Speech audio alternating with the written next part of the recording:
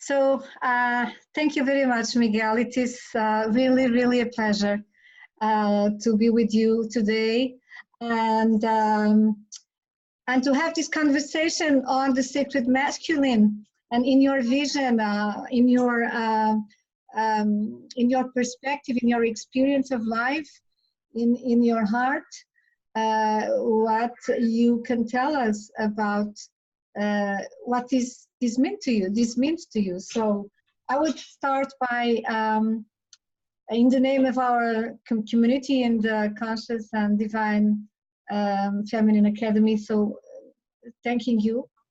And could you please start by saying, presenting yourself and your wonderful book, Bring Him Home? Thank you, Vera. Yes, thank you for the invitation to be here.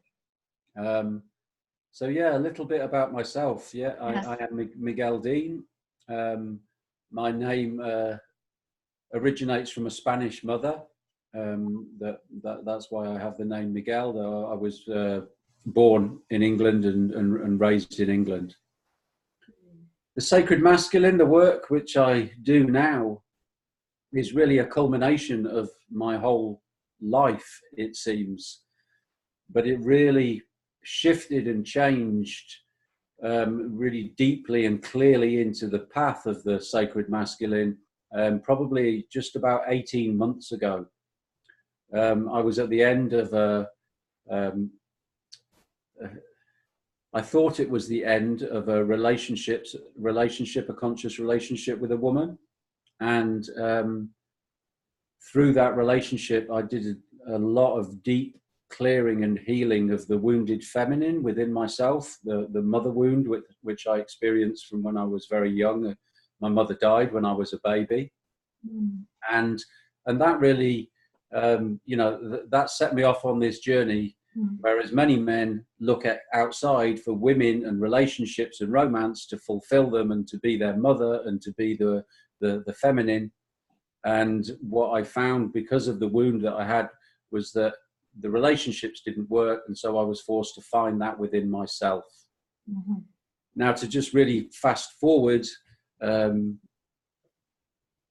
was just totally cleaned out by this relationship because I made a deep commitment to do the work within myself and not look externally for women to complete me anymore. And after that relationship, or that break in the relationship, I was at the Goddess conference in Glastonbury, where I was asked to speak.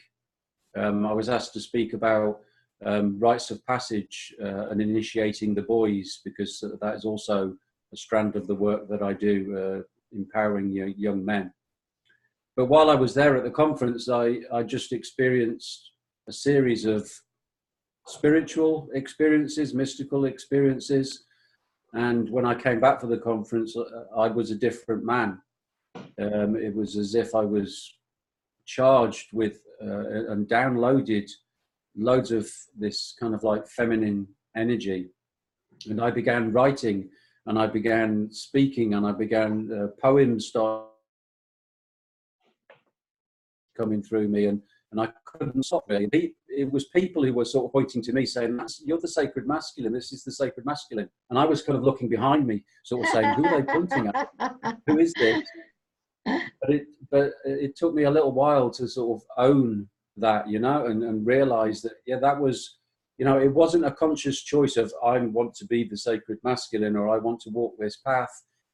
It was chosen for me, it seems, and it was the culmination really of lots of work on myself to heal my own wounds, which I realized that I couldn't do without integrating the masculine and feminine aspects of myself.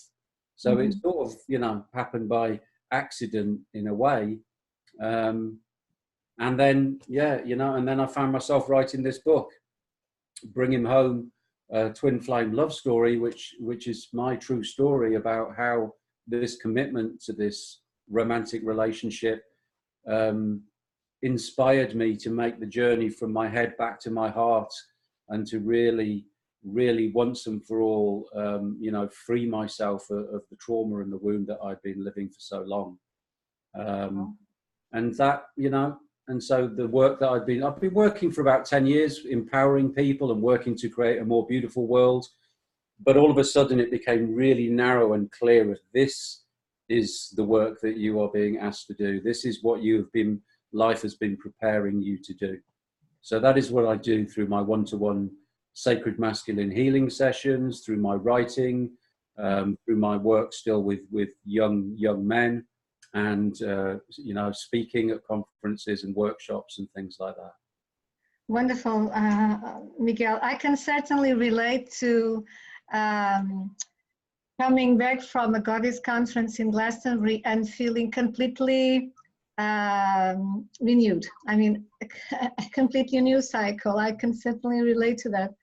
And goddess, well, she has her own ways of preparing us to do whatever our purpose really needs, so that we can fulfill it. So it is, to me, it is fascinating because as an astrologer and as an astrologer as well, I know that the world is absolutely changing, and we need new references, new role models of what the conscious feminine and masculine and relationships is and are, right? So that we can really create a conscious civilization. It has to start with each one of us.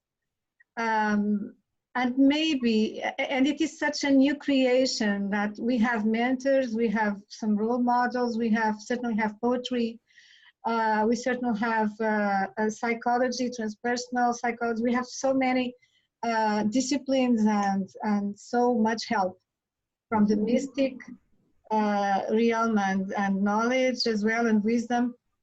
But what I feel is that we still have to find our own synthesis, so that in each day, in each decision, in our lifestyle, we really write that narrative. I mean, we really manifest that new narrative of becoming conscious. It's really something that we have to always pay attention and to work and to take good care of.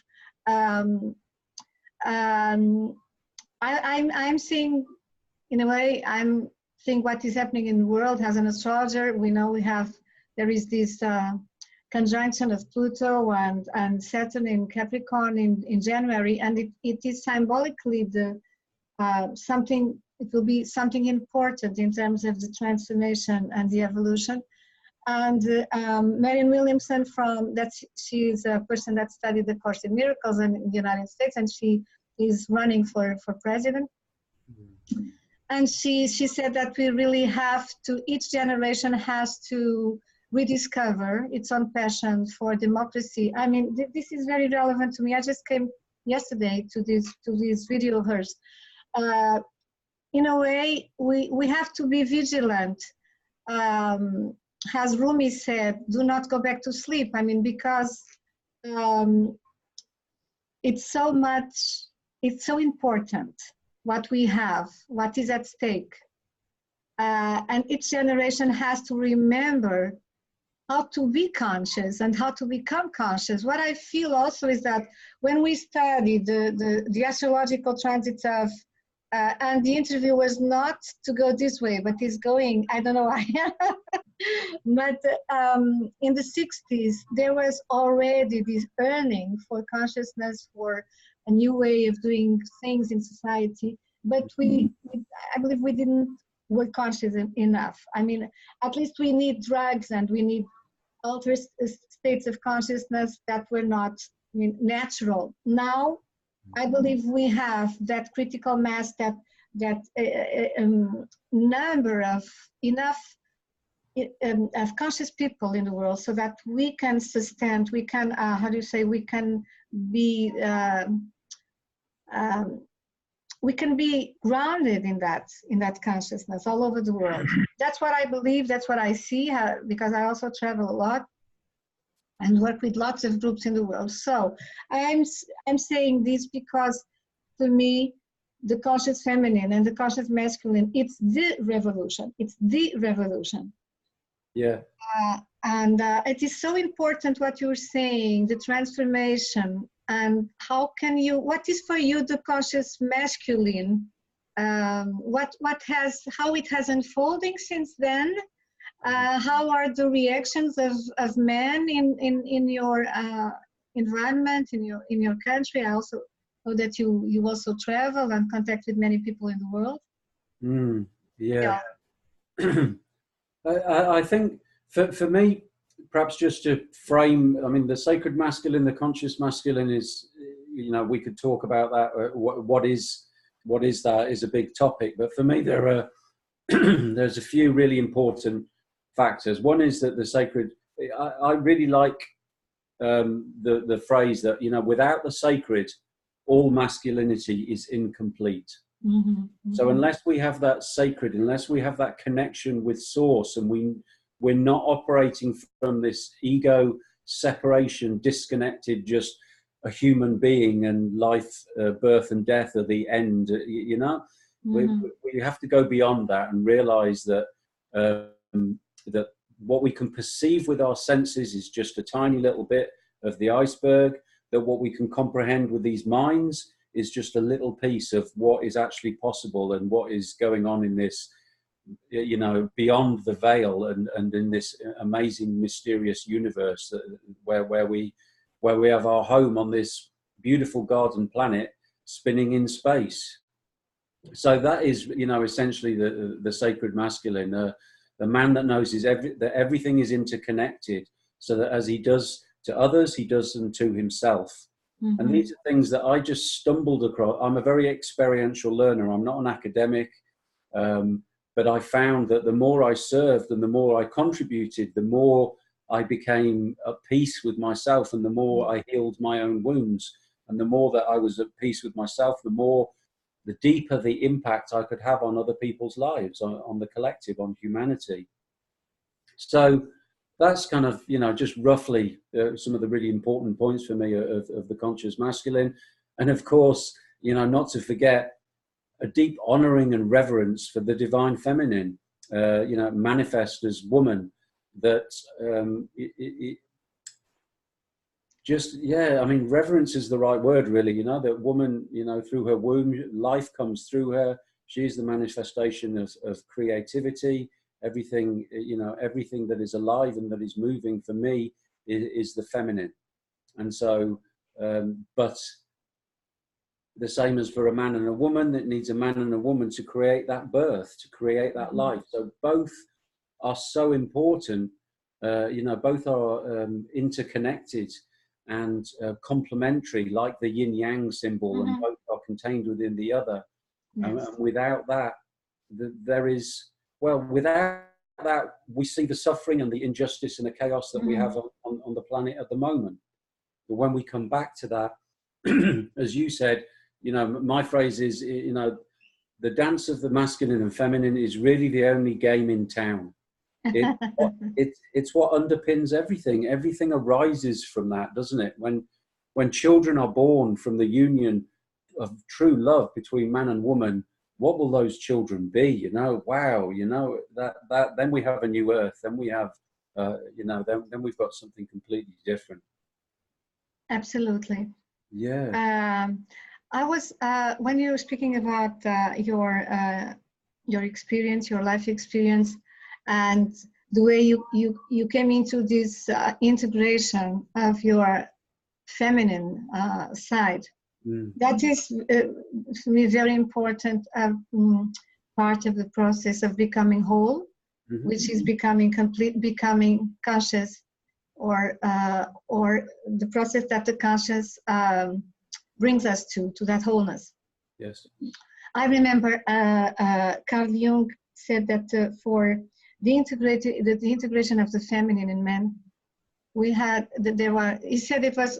he found 4 stages. In the first stages, maybe he gave feminine names to the stages. He called the first stage the stage of Eve, like Eve and Adam. It would be a very instinctual stage where men and women would relate to each other in a very biological, instinctive way.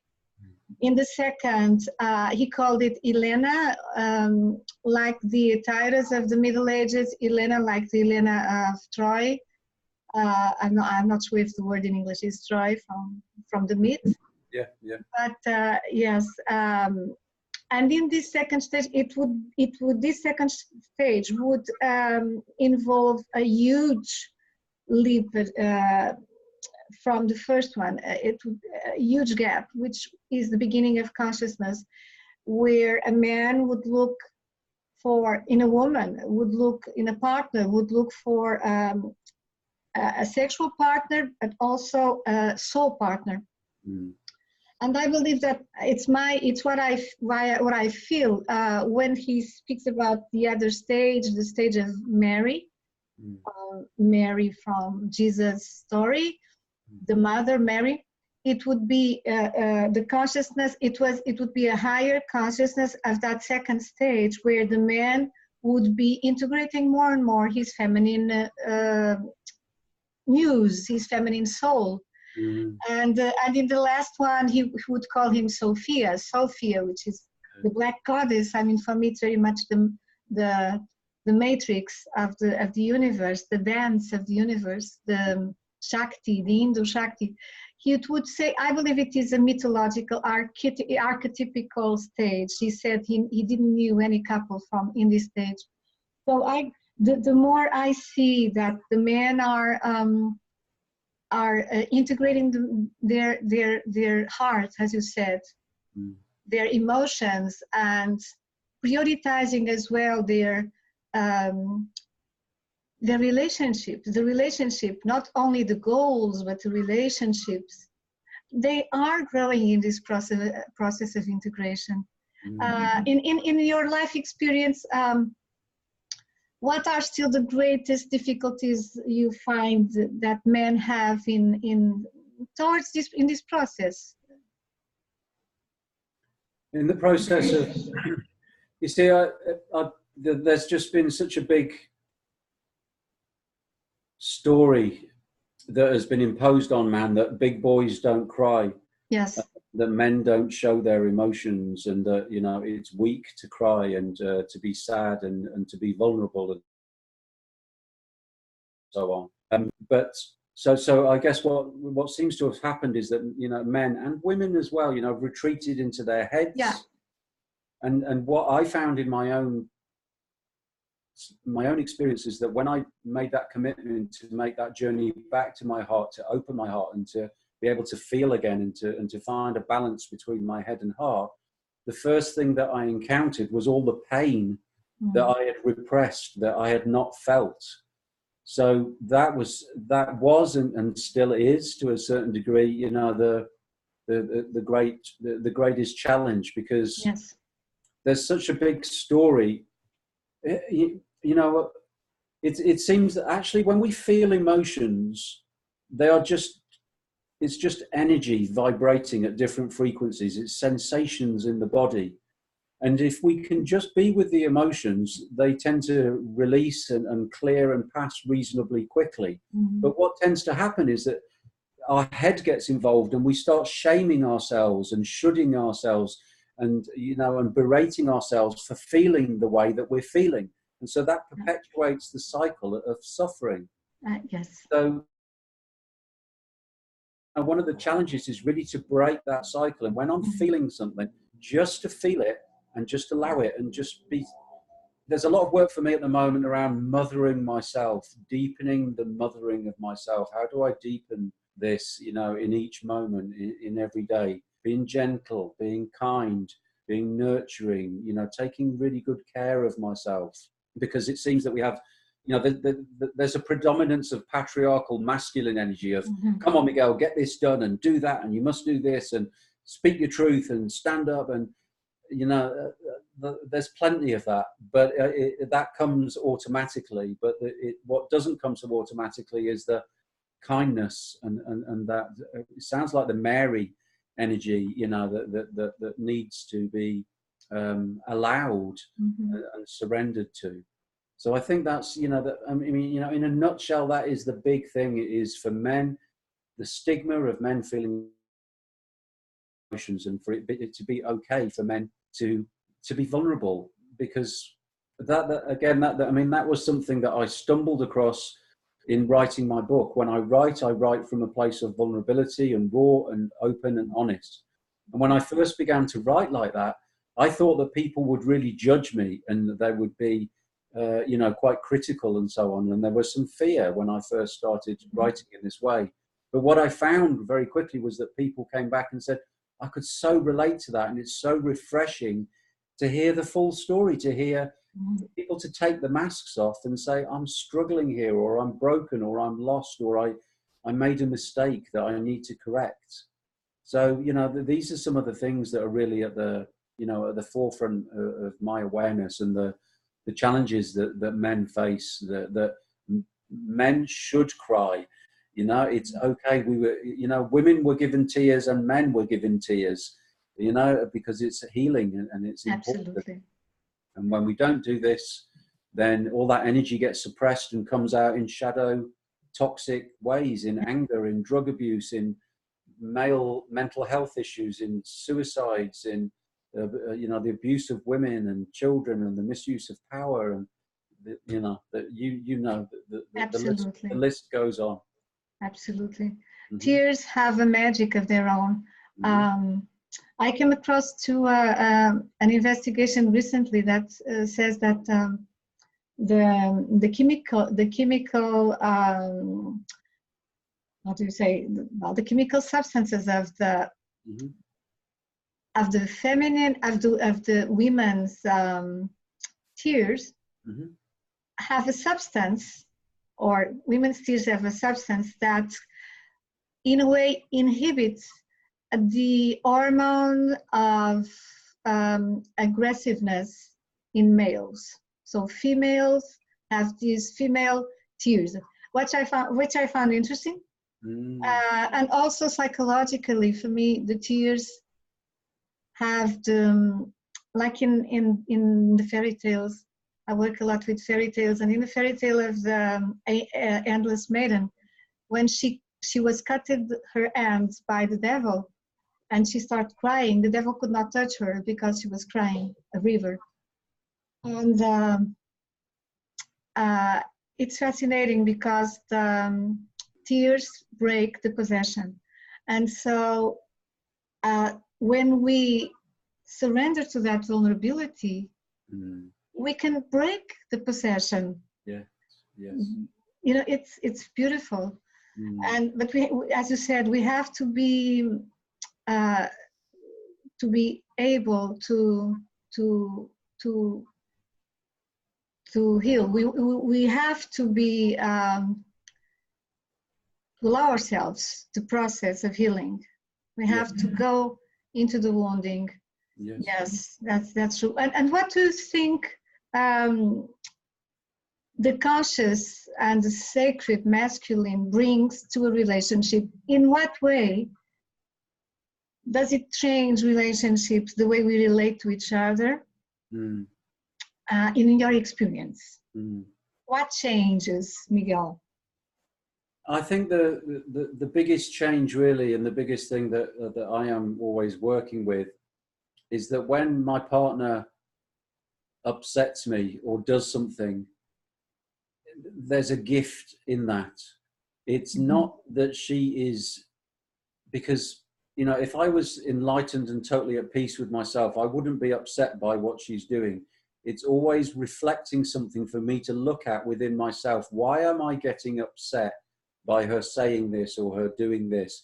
So it's for me to take ownership and to take responsibility and see she is gifting me, because she is showing me a place inside myself that is not love.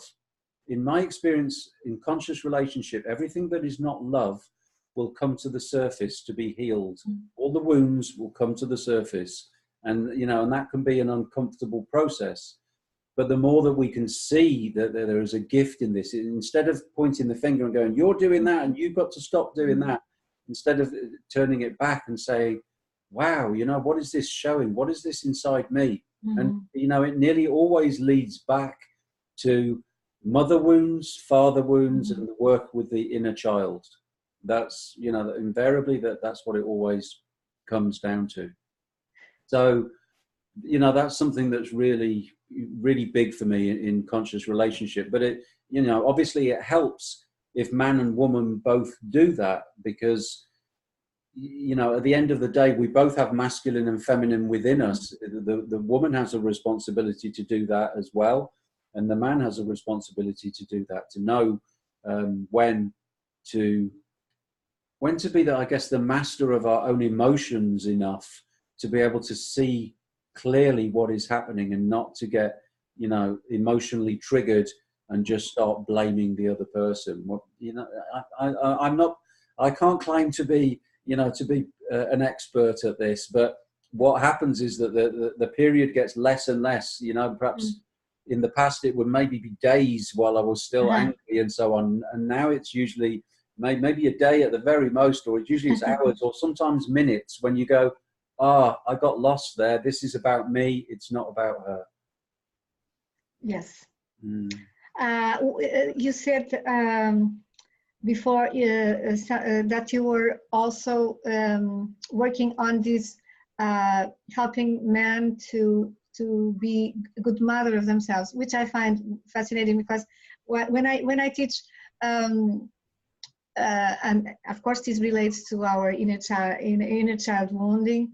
When I teach the conscious feminine, the first thing is really to know, to learn how to be a good mother of ourselves. So to redefine the mothering of ourselves. And it is fascinating for me that seeing a man, it fills me with joy, saying the same, working with the same, even not saying I am a good father. Of course that we have fatherhood, which is our own masculinity. But it is interesting, and it is very important that you use the term, for me, the term mothering with men. Because it also brings their own feminine side to the surface, and for them to face and to embrace as well. And also, I have a question that comes from my seeing, from my watching, from my observing. And even, of course, we all have our process of evolution and individuation and becoming whole. And we have always to correct, to be vigilant, to work on ourselves, to do this process because of our own, what we bring, our own story, not what we bring with us. Yeah. And the patterns and so on.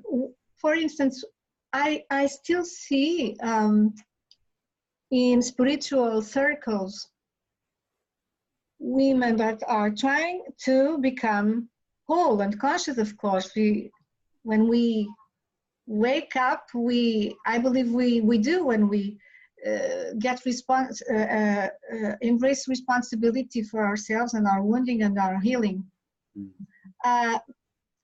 But I still see, for instance, sometimes women in a spiritual, advanced environment, so to speak, relying too much on their masculine side.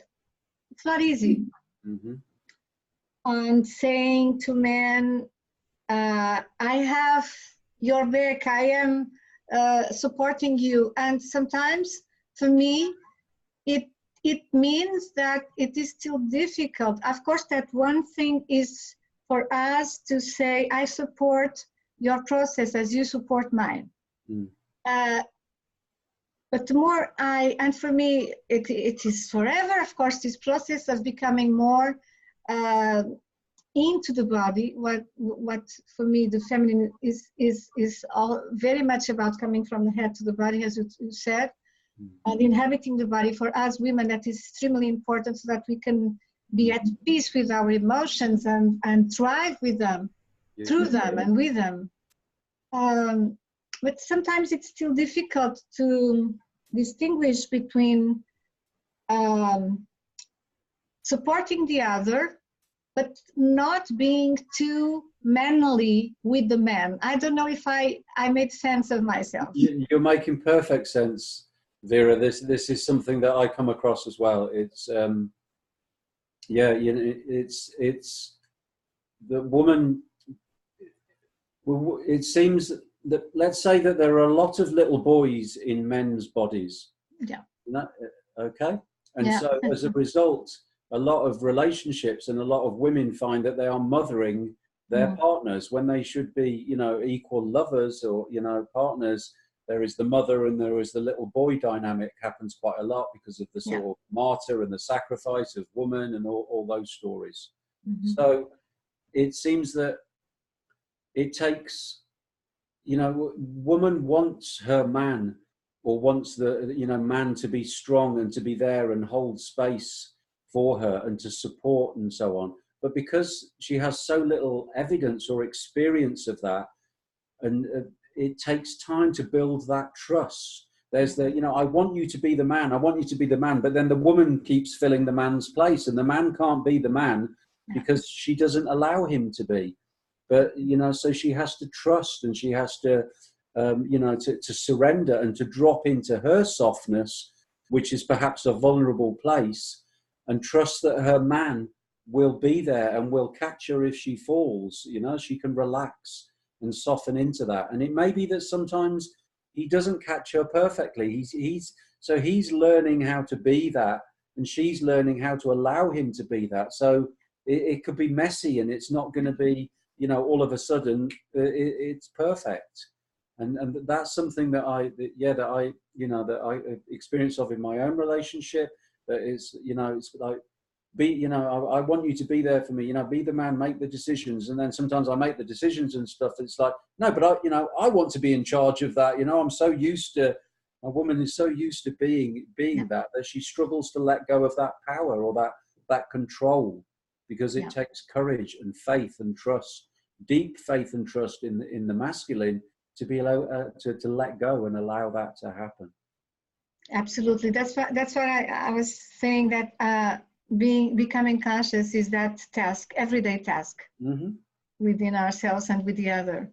Yes. You are a father, Miguel, and you spoke also about rites of passage. In old traditions, ancient traditions, we had these very wise rites of passage with the boys in puberty and the girls, and most of them were lost in our Western culture, and were substituted by very poor examples. I mean, going to the army was up to a generation behind mine, because now in my country we don't need to go to the army anymore. It's a voluntary process, but or in the generation of my father, I would say, going to a prostitute would be a rite of passage in sexuality of the boys. So in our culture, what do you think that has to change? What new behaviors towards boys, teenagers would be helpful and important? I know you work also with this, and with boys, and I don't know, with teenagers. Yeah. And as you are a father also, how do you teach your son about what being a man is in your experience? Yeah. Wow, lots of big questions, Vera. Let's start with the last one. So yeah, as a father, I mean, it's a little bit of a tender spot for me, I guess, because I left the marriage. I left the mother of my boys about 10 years ago. I have two sons, and so. And they stayed with her for the most of the time, and came to me sometimes. You know, I saw them regularly, but their home was always with their mom. So the relationship is not as I would like it to be. You know, there is some distance. We're not as close as I would like to be. But the main, so bearing that in mind, one of the key things that that I endeavor to do with my sons is to accept them as they are, you know, because it's not trying to, you know, they're immersed in this false masculinity, you know, these ideas of, you know, that are, you know, encouraged by the films, by the movies, by, you know, by the pop culture, by everything about what it is to be a man. And so, you know, I accept them as they are, and I suppose my most powerful tool is that I model and I share all of who I am with them. Yes. You know, I don't try and fit into, you know, I'm just going to be the sort of man that they think I should. So, you know, they think I'm a little bit strange. You know, they think I'm a little bit odd. But they also see that there are advantages in me being odd, in that, you know, I can be soft with them, and I don't have to be this macho man, and I tell them that I love them, and I tell them that you know, that I care about them, and, you know, we're in touch regularly. And also, if I think that they're, you know, that they need it, I can bring some tougher, strong, masculine energy, you know, to the conversations as well, so that there is some respect and so on there as well. But it's a massive issue, Vera. It's one that it saddens me quite a lot. I mean, just by chance, yesterday I was at the funeral of a young man that I used to work with, that you worked one-to-one. He was 20 years old, and he died of a drugs overdose. And, you know, to see his sisters and to see his father, you know, the pain and the sadness. He was such a beautiful young man, you know, and he is another of the thousands and thousands and thousands of victims of this false masculinity, really, you know, that, you know, that boys aren't allowed to show their emotions and so on. And, you know, so all the young men that I work with are sensitive young men who don't really fit in with the, you know, with the macho, playing lots of sport, being tough. They're not that kind of young men. And my boys are the same. They're not that type of male.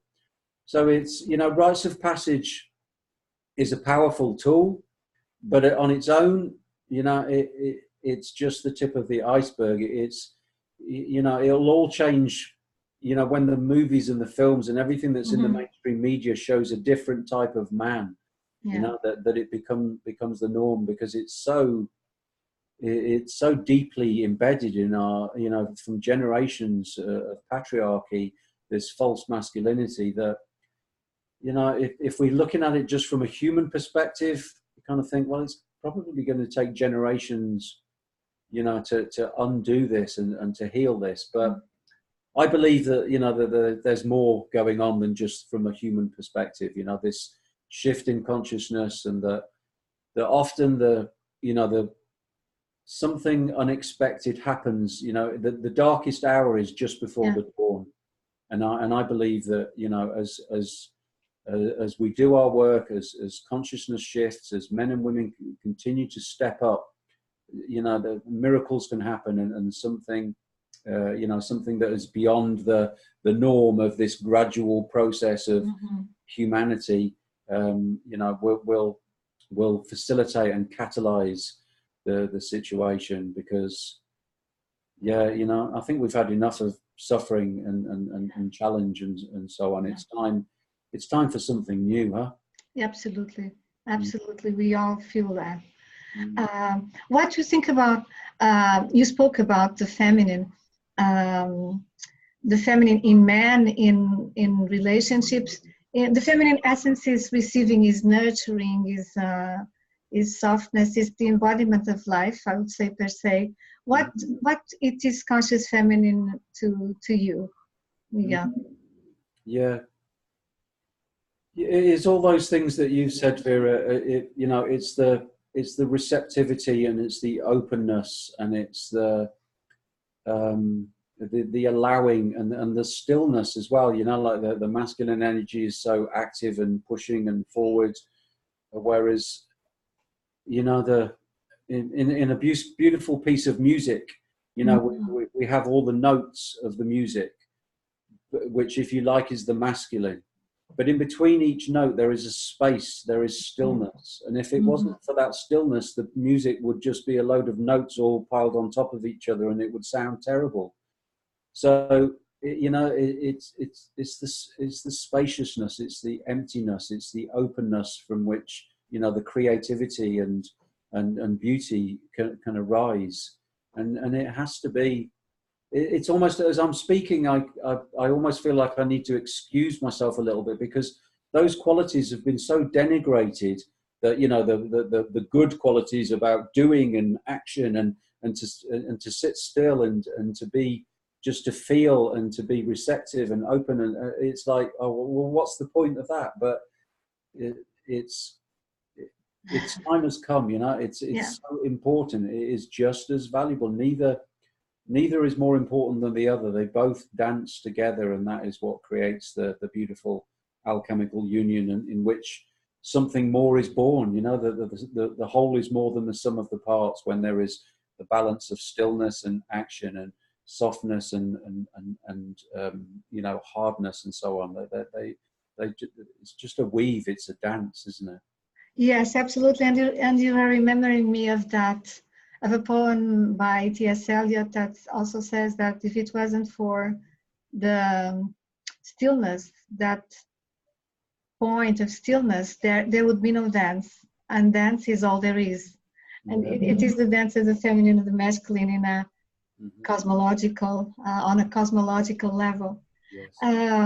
What do you think it is the future of the masculine in these changing times, where the patriarchal, these millennial patriarchal times are really being challenged to integrate, for us to transition into a new era of synthesis between head and heart and the feminine and the masculine?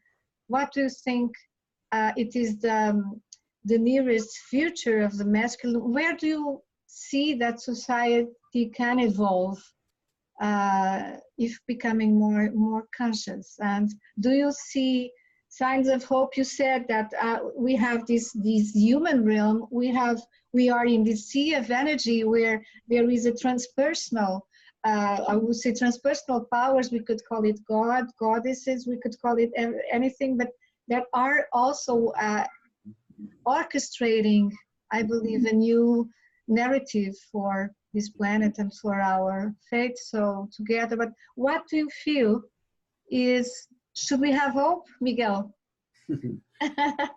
Yes.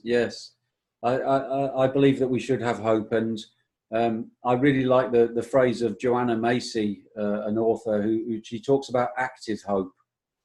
So let's have hope, but we do our work as well, and we do what we need to do, and we have hope at the same time. It's no good just having hope by itself and sitting and doing everything the same.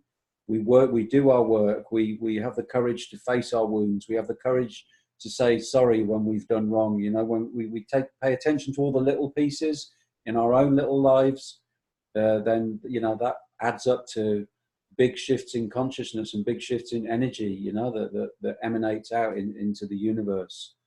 It seems to me that my story, in losing the touch with the feminine, in my mother leaving her body, and my hero's journey, if you like, to reconnecting with that and finding that, is just a microcosm of what is happening for humanity.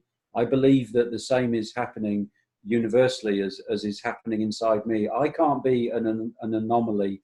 It can't just be happening for Miguel, this shift, this growth and this union of the masculine and feminine.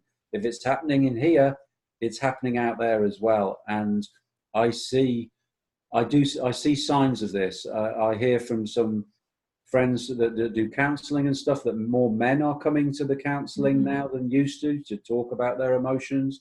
I'm connecting with more men. I'm finding that more men are coming to my Facebook page, the Sacred Masculine. There are lots more men that are liking it and that are contributing and so on. And there are more connections happening with men. And so I believe that it is growing, that it is growing. And it's one of those things that to begin with, like a snowball, you know, it starts small and you start pushing, but every time it rolls, it gets bigger and it grows exponentially. So we're at the I was going to say we're at the beginning. It's not totally the beginning, but we're sort of at the beginning of something which has to grow. It can't go any other way. Either it grows, or humanity's story comes to a very abrupt ending. I would say it's not a time of, well, maybe we will. The survival of the planet, the survival of our children and the generations to come, I would say, is dependent on the integration and the union of the masculine and feminine. And I feel the same. These are amazing times we live in, Miguel. Can we have a look at your book? Yeah. Yes. Yeah. And yes, the book is it is my story, and it's infused with the sacred masculine energy. So all the feedback that I get, it catalyzes healing within women and within men. You know, it's written as an offering, as an act of service. It's written vulnerably. It explores sacred masculinity. It explores sacred sexuality, and it explores the truth of conscious relationships. In that, conscious relationships will bring up everything that is not love to the surface, to be healed, to be transformed. And it's available from Amazon and on my website, and you know, all the usual places. Yes, that's what I was going to ask. Miguel, it was such a pleasure. I thank you so much. I feel so. I feel very. I feel happy. I feel it's a gentle happiness working here through this and making this journey with you through these subjects, which are also my own passion, and I dedicated my life to this conscious and sacred feminine. Yes. So thank you so much, Miguel. Thank you. And many blessings to you and to your work. And have you another book on the writing, or? No, not at the moment. Not at the moment. I've got enough on my plate with this one. I'm doing lots of interviews and lots of work, with this book at the moment. Definitely. But that's enough for now. So, but I'll let you know. I'll let you know when another one comes, Vera. Yeah, and thank you. We'll wait. Thank you for the invitation to be here. Thank you for your work, and many blessings to you and to everybody that watches this conversation. And it's all about, the only game in town is the dance of the masculine and feminine. Absolutely. Yeah. Thank you, Miguel. Let's many do it. blessings. All right.